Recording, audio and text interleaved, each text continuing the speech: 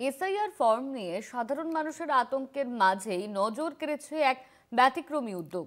রাজনৈতিক দলের ক্যাম্প নয়, গাছতলায় বসে গ্রামের শিক্ষিত বেকার যুবকরাই ফর্ম পূরণে সাহায্য করছেন সাধারণ মানুষকে, তাও বিনা পারিশ্রমিকে।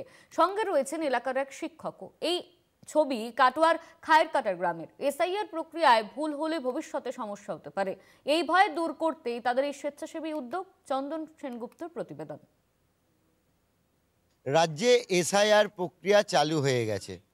বেশ কিছুদিন আগে থেকেই বাড়ি বাড়ি ঘুরছে বিএলওরা এবং বাড়ি বাড়ি গিয়ে তারা তাদের যে এসআইআরের ফর্ম, সেই ফর্ম মানুষের হাতে তুলে দিয়ে এসছেন। ডিসেম্বরের 4 তারিখে শেষ দিন বিএলওদের ফর্ম জমা দেবার।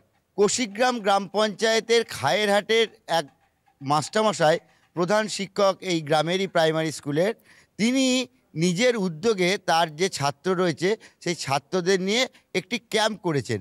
কিসের ক্যাম্প? না, এসআইআরের ফর্ম ফিল আপের ক্যাম্প। আমার কিছু ছাত্রছাত্রী আছে, কিছু গ্রামের ছেলেমেয়েও আছে, শিক্ষিত ছেলেমেয়ে। তাদেরকে আমি রিকোয়েস্ট করেছিলাম এগুলো করে দেওয়ার জন্য, এবং তাদেরকে আমি কীভাবে ফর্ম ফিল আপ করতে হয় তার প্রশিক্ষণটাও দিয়েছি।